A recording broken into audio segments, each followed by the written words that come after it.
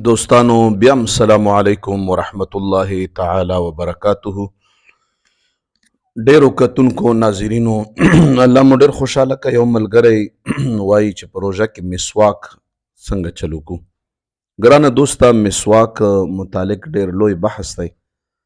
حضرت امام شافعی رحمت الله علیه فرمای چې دا مسواک پروژه کې ما استعمالوي، او ځکه ما استعمالوي چې دې باندې د خولې دا وږم ختمیږي، او الله تعالی فرمایي چې ما ته د روژهدار د خولې وږم د مشکو د عنبرو نه خوږ لګیږي.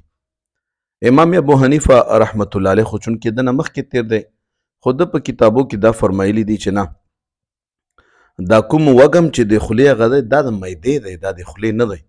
نو مسواک استعمالول د روژې نه بغیر هم سنت دي او روژه کې هم سنت دي.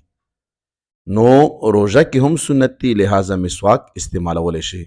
البته دوستانو یو کار بکو چې مسواک کوم هغه ترخی اوبه هغه به تیره وګوره نه، ځکه چې هغه اوبه د بهر نه چونکې مسواک هغه دی، نو هغه چې تیرې شي په دې باندې به روژه خرابېږي.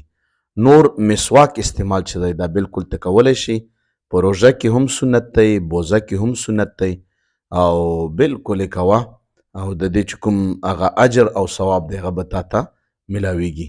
نو حقیقت دی چې امام اعظم ابو حنیفه رحمت الله علیه او د هغې د مقلدینو ډېر لوی بصارت دی چې هغوی وایي چې دا د معدې نه دا وږم راځي، معده کې خوراک نشته، د خولې وږم نه دی. نو په دا وجه باندې که موږ مسواک باندې خوله پاکو، معده نه پاکو، الله تعالی د موږ تاسو لا عبادات قبول و منظور کی په دې رمضان مبارک کې. جزاکم الله.